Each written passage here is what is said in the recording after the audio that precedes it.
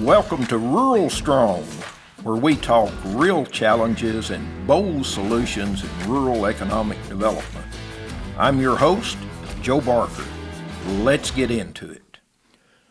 Welcome to RuralStrong. This is your podcast host, Joe Barker, and we're coming to you today from the Southwest Tennessee Development District podcast studio in beautiful downtown Jackson, Tennessee. And our guest today, I've been excited to have Ilana with us. Our guest is Ilana Preuss, who is a nationally recognized expert in community development and the founder and CEO of Recast City, a consulting firm focused on revitalizing downtowns through small-scale manufacturing.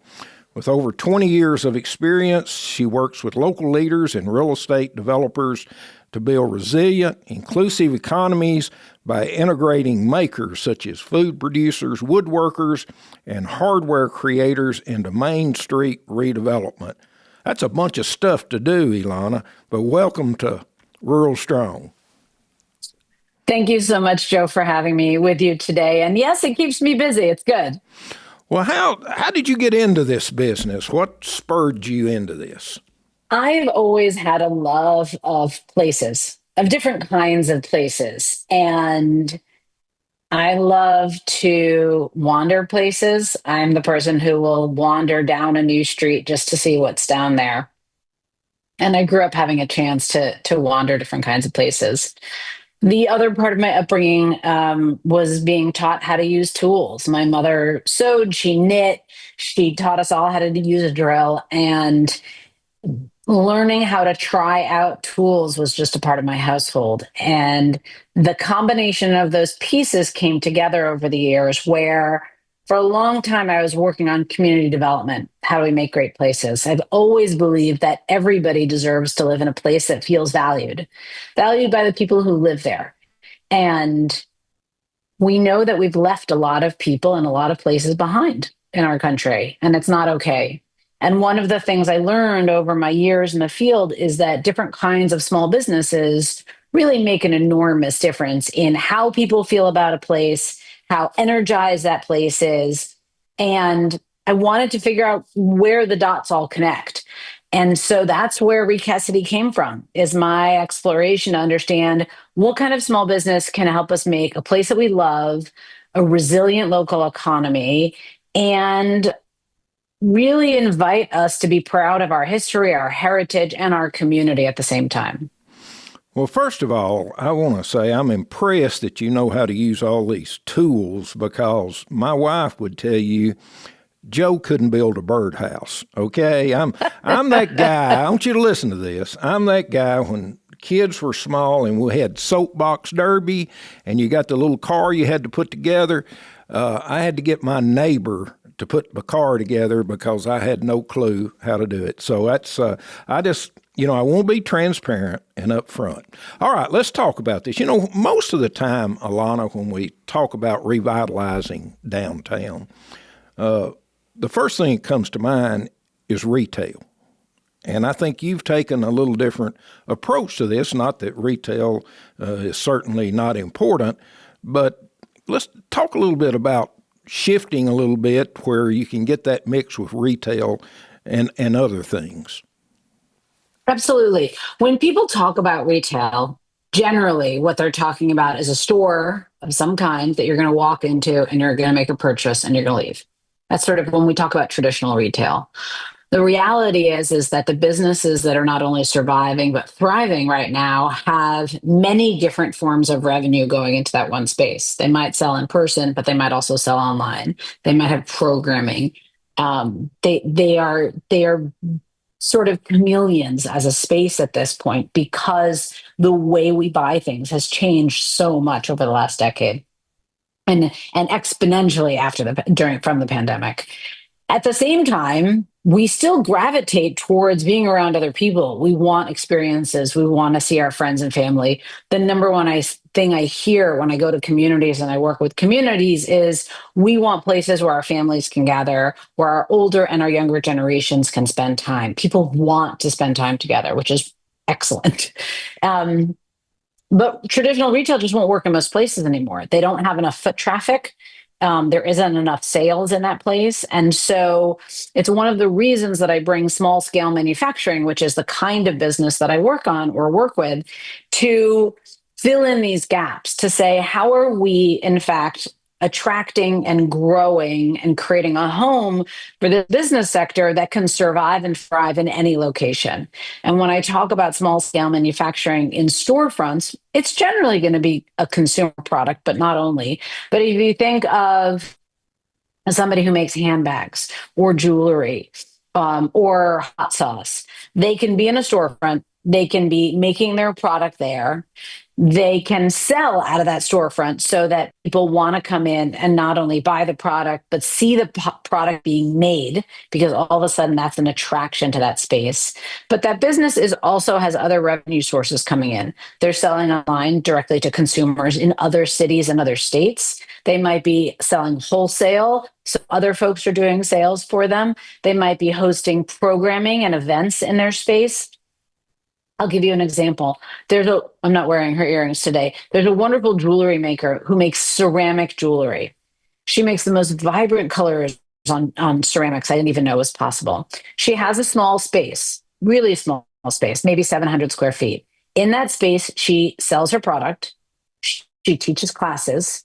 She sells online and she sells wholesale. And she participates in the biggest pop-up markets in the region a couple times a year. So all of a sudden, she has about 5 different sources of revenue coming into this small space. That's what it takes at this point. We need many different sources of revenue. The other reason I love this business type so much is because they are a revenue generator for the community. They're not just taking dollars from the community and cycling them back through, hopefully to spend them locally. They're actually bringing dollars into that community from other locations. They're a revenue importer. And so, especially right now with all of these tax-based concerns we have at the local level, we have to find ways to attract that money too. And I think, Ilana, we can all identify with the fact that when we go to a community, and I know I'm the worst in the world at this, is we walk by a storefront, and if we look in and we see them making something in there, it's just like a magnet. It draws you in. Now, primarily, I'm talking about candy, okay? But if I see them making candy, Daddy Joe is going to walk in the door. That's all there is to it. Now, explain this to me. Is this something that you help a local community to vet, or how does this work? And, you've got to have a really change in mindset, and particularly in a lot of our rural communities. And a lot of our rural communities have these folks already that do this, and they may be doing it in their garage or in a shop somewhere on their property. How do you go through this process? So the way I work is to help a community find these businesses, understand their needs, and then do something about it at the most basic level. Because we have, just like you said, we have people making things in every different community, in every different location. We've worked in big city, downtown Atlanta, to small rural town of 600 people in Colorado. People make things. It's part of our history. It's part of our heritage. It's part of what we're proud about in our communities. And the reality is that these business owners have almost never received any kind of support. Even when a community is talking about entrepreneurship or startups, people gravitate towards helping tech sector industries. There's really very few places that are figuring out that they have product businesses there and how to help them grow. But the reality is when we find business owners in our community and we help them grow using the resources in the community, they have deep roots in the community. And what does that mean? It means that they're using the resources there. Their family has tied to that community. Maybe they married somebody from that community. If they have kids in that community, they don't want to leave. They don't want to pick up and go somewhere else. They want to grow and hire people in that community and spend in that community. They want to supply people in that community with their product that they make. In fact, recent research from Main Street America shows that they supply 3 times as much as non-product businesses in the community, which means they're spending and their money is recycling in the community that much more. Anyway, so they're there. So the question is, what do they need? And how do we provide that? And one of the challenges in local communities sometimes is that they see a thing another community has done and they're like, oh, let's just do that. But in reality, what's most successful and what we've learned from a lot of the business community is we need to learn from the business owners in that community, understand what they see as working well and what's challenging for them, and build in response to that. And that's what we work with communities to do. We fix the entrepreneurial ecosystem around the product sector. So, what does that look like? It could be space, either to do production or sell their product. It could be business development support for startups or scaling up product business owners. It could be access to capital, investment, or loans. Or it could be PR. How are we promoting the sector through programming or storytelling or social media? And we look across all of those different elements in a community to figure out what 2 or 3 things are most essential for you right now. Because the other challenge, and this is not just true in rural communities, but nationwide, is we get overwhelmed and then we do nothing. And so if we come out of it and say, okay, there's 20 things I need to do, where do I start? It's not nearly as effective as being able to say, okay, here are the 2 things I'm going to do in the short term, which we can completely make happen and have these great wins. And here are 1 or 2 things that might take us a couple of years to make happen. And let's exercise our civic muscle of getting these things to happen, as opposed to grand plans, but we disappoint at everybody because nothing ever happens, which we've done too many times. And I think the other beautiful thing about having your local community involved is, unlike the big box stores, these folks are the ones that support your Little League. They support the Girl Scouts and the Boy Scouts and your civic clubs. And so it's a real ripple effect when you get these types of businesses in your community. Absolutely. Spending local and supporting local businesses it's a no-brainer. Those dollars recycle into the community 3.5 times as much. They spend local, they hire local, they support great local movements. Absolutely. And people are excited when they see their neighbors succeed, right? You think about holiday markets and you see all these local people who are making these beautiful small artisan pieces. If one of those businesses or 3 of those businesses moved into a storefront, people would be so excited to see them succeed within the community as well. And I come from a local elected official background, served as a local elected official for 20 years. How do you work with those local elected officials? I'm sure there has to be a change in mindset many times. What's your approach with the local elected official? Sometimes I would say often it's not a change in mindset. It's a thinking about something that they hadn't spent time thinking about before. Because I find, and there's clearly a bias because this is who ends up talking to me or working with me, but people get it. They get that there's product businesses in their community. Oftentimes somebody is either a maker themselves or somebody in their family somebody makes something. So there's an emotional connection to the idea. In some communities, often slightly larger ones, people are now talking about advanced manufacturing, and small scale businesses work really well in advanced manufacturing because of all the technology use. You don't need 2,000 people. You could have an incredibly profitable business with 30 or 40 people. And so the whole tenor of the conversation has changed over the last decade. I think the biggest challenge sometimes is to get folks to understand that most communities will not win the recruitment game. And so they have to grow their own. And what do I mean by that? Economic development historically has taught folks in the field that you have to recruit a business to be able to benefit from it. And there's lots of research that shows that those businesses rarely stay long term. They might stay for 10 years, but then they pick up and they move to somebody who's providing some other great incentive or something in the economics shifts. And if you have so many of your eggs in one basket, if that business moves, we've seen our economies get completely destroyed when they go. And so when we invest in our locally owned businesses, we help the one person grow to 20, we help the 20 grow to 50. like I said, those are deep roots in the community. Those are folks who want to be a part of that space. And it's just a much better bet with our dollars with local electeds. The other thing with local electeds is we have to make it a win.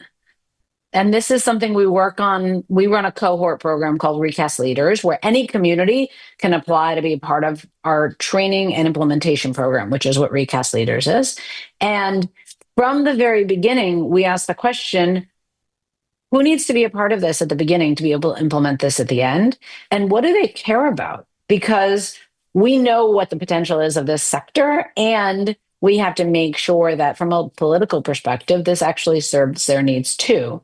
It's one of the reasons we look for short-term wins and longer-term projects in combination. And I'm sure, Ilana, one of the questions and a challenge you always get is sometimes, and most of the time, it takes some money to go into business. And so how do you approach these prospective store owners in doing this? It doesn't always take that much money to start a business. So when we talk about software, it might be a computer that people need. Or if we're talking about a product business, you might need $500 to get started, to have your first supplies for your business. And a lot of communities have launched micro grant programs or micro loan programs to help folks get started. I find that the initial funding to get started is not usually the biggest challenge. The biggest challenge I find is that people don't actually know how to run a business.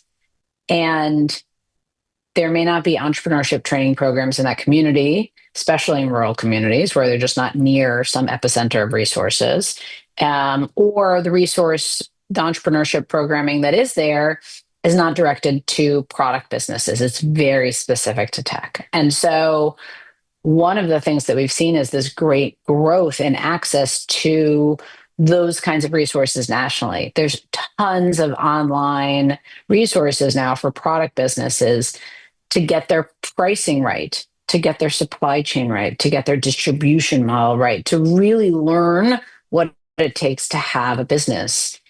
Too often we have somebody with an idea, especially in small towns, I think, but I don't know if that's true, go into a storefront too quickly, and then they go out of business really fast, and they've lost all of this money.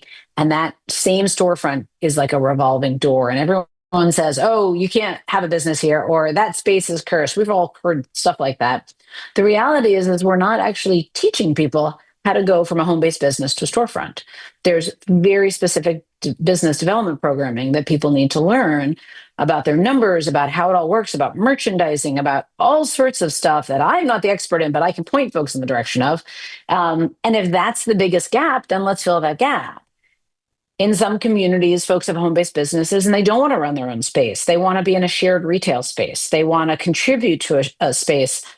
Great. Let's understand that that's what people really want. And so we can understand that the investment that might be necessary or might be a partnership between a bunch of different business owners. There's a great group of people who live near me who started a more or less an artisan collective. It meant that they said they were going to work together on hosting events. Some of the spaces in the events that they hosted were going to be rotating. They were going to open applications, and some would be the same core people. Well, after 2 years of doing that, 3 of those people got together and leased a space together. They never wanted to run their own space, but they take turns. They're each in that space 2 days a week. I don't know what they do on the last day of the week. And they have this space that is absolutely beautiful. It's a plant. She's one woman who sells plants. One has sort of vintage furniture, and one has used books. And they outfitted this storefront like you're walking into the coziest library, bookstore, den that you've ever been in, and there's a gravitational pull because of this partnership. So we want to invest. We may need to invest eventually, but we want to know what's that pipeline to get to that investment so that we've de-risked any investment we are going to make. You know, Ilana, I love success stories. So maybe share with us a success story or two that you've worked with a business or a community about how all this came together and proves that this can absolutely be done. Absolutely. So one of the communities we worked with in Missouri, medium-sized city, started engaging business owners in the community, which is our method. Go talk to the business owners. And we spoke to a bunch of business owners and found out that there was this whole food scene of people making food at home, cottage food laws, right? We have across the country, people can make certain kinds of food in certain quantities at home. These businesses were bursting at the seams. They were doing pop-up events, they were selling all on their own. They had no idea anybody else was part of this world in their community. And there was a recognized need for a commercial shared kitchen. And commercial shared kitchen was this, in this instance, would be a nonprofit space that serves the community. And you could pay a monthly fee to get access to the kitchen for a certain number of hours a month and make your product in a health inspected space. And why does this become important is because you can only get into storefronts or markets or certain spaces if you're producing from a health inspected kitchen. They opened the space in the middle of the pandemic. Within the year, it was completely oversubscribed. They then did fundraised to build out their own space. They'd done some basic updates to an old kitchen to get it started very quickly. They built out their own kitchen. It's not very big. It's about 3,500 square feet. And they have 52 different businesses working out of that space now. And this is a space where it's a drive-by location in the city. It's not downtown. It's not a place anybody ever hung out. 52 businesses are working out of this space now. And the businesses started realizing that they had folks who wanted to come pick up food while they were doing their production there. And so completely informally now, every evening, a different business who's working out of the space is allowed to do a pop-up takeout counter. And people can stop in and get takeout from one of the producers there. And the improvement district, which is the folks who led this project, more or less put away all of their equipment and let everybody just sort of sit at their coffee table, at their conference table, and have their food there if they want to sit. And they sit with neighbors or people they don't know, and they just chat. And it's become this real special draw to the neighborhood that brings people together in a place where nobody ever would have stopped before and where there were no resources for these business owners. And now the commercial kitchen not only is bringing the community together, but it's providing that business training that's so essential for these businesses to grow in the commercial kitchen. So that's one kind of space that we see that's been very successful. Another city we worked with had a large space where a bunch of product businesses were working that suddenly closed. So they're at the other end of the spectrum. They had a bunch, but they had a lot of vacant storefronts downtown. They were trying to figure out what to do with. And so they had a space where a bunch of these businesses were open. It suddenly closed. But because they'd already been building their relationships with all these business owners and scoping out the vacant storefronts in their downtown, they very quickly could match those businesses with vacant storefronts because they'd already been building relationships with those property owners and understanding what the needs were to get people into those spaces. So sometimes it's about being nimble, and sometimes it's about building this very specific asset. One other community is a neighborhood in a bigger city. They had never thought about this sector before. And as they started doing interviews, they found that there were a lot of home-based businesses where people didn't really know how to grow their business. So the first thing they decided to do was to create a new annual pop-up, a new market that they would invite the people from the community to participate in and sell at. They're now a couple of years in, and one of the things that they found is that more and more people in the neighborhood are now making products and want to be a part of this product and adding to their own household income this way so that they can look at how else to help these businesses grow and how households can add to their income. And I guess, Ilana, for a community that has where they've got one vacant building or several, these are really opportunities. If most of the time we look on those as woe is me and I wish we could do something with them. But, really for businesses like you're talking about, it creates a real opportunity. It can be. And it is also a challenge, is the reality, right? We have some spaces that are sitting vacant because the property owner can't figure out or find somebody to go into it. Great partnership, somebody who's community minded. Let's help them find these kinds of businesses, figure out what they need to build out that space and get them in there. We also have vacant spaces, especially in our smaller cities and towns, where somebody owns it who lives really far away and doesn't care. And so we really need to think about the stick and the carrot to get that space back into use. So because we know that vacant properties depress surrounding properties and depress surrounding sales tax, they're actually creating this negative impact. So how are we getting that space back into use? We have to figure out. And some spaces might be a legacy property because the family's owned it forever. Now there's many people who own it, right? We know that reality too. How do we help them sort of clean up title and get one decision maker back into that space and then figure out the investment needed to get that space back into use? The cost of construction is really expensive. A lot of these legacy property owners have never taken out a loan. How do we educate our property owners to get these buildings back into use or to help them sell it to somebody who wants to do that? So the real estate property side of this is not simple, but it is, like you said, Joe, an opportunity to really bring some excitement into town as well. Okay, if we've got a local chamber director that's listening to this podcast and says, wow, this is good stuff. What would be maybe a piece of advice that you could give that chamber director other than calling you directly, which I know that's fine, and we'll let you give that information in a minute. But what piece of advice would you give them on maybe just beginning the process? So I'll give you the first 3 steps. I wrote a book on it. This is totally DIY. You can pick up the book and the workbook and make it happen yourself. I would love nothing more than to see, 30,000 jurisdictions. I'd love nothing more than to see the vast majority of those take this on their own. The first question is, what do you want to actually achieve? Is it about filling those vacant storefronts? Is it about getting more entrepreneurial launches in your community? Is it about your economic resilience and stability? What's your number one priority? Figure that out. Number 2 is, who needs to benefit from this? Is it business owners? Is it property owners? Is it a certain part of your community that might be there but has always been left out from these kind of investments? Figure that out. And then the third thing is go find your product business owners. Make it really easy to find them and go talk to them and understand their needs.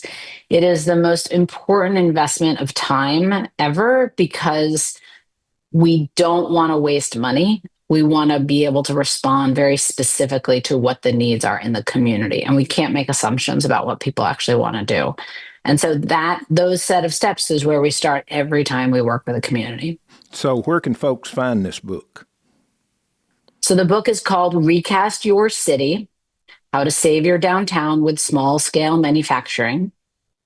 And you can find it on any online platform you wish to buy your books from. You can also find it on the book's website called recastyourcity.com. And at that website, you can get the first chapter for free and you can download our workbook. And I guess at that website, if they want to contact you and they'd like just, to have a conversation and see how you might help them, they just go to your website, I guess. Absolutely. And our main website is recastcity.com. And you can learn all about how you can work with us or get other resources as well.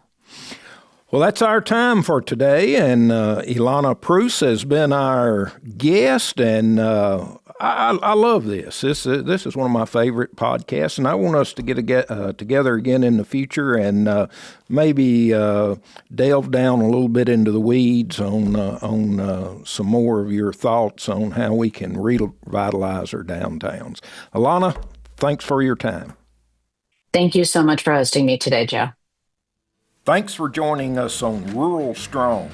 If you found this helpful, share it and follow the show for more insights from rural leaders making a real difference. Until next time, stay rural strong.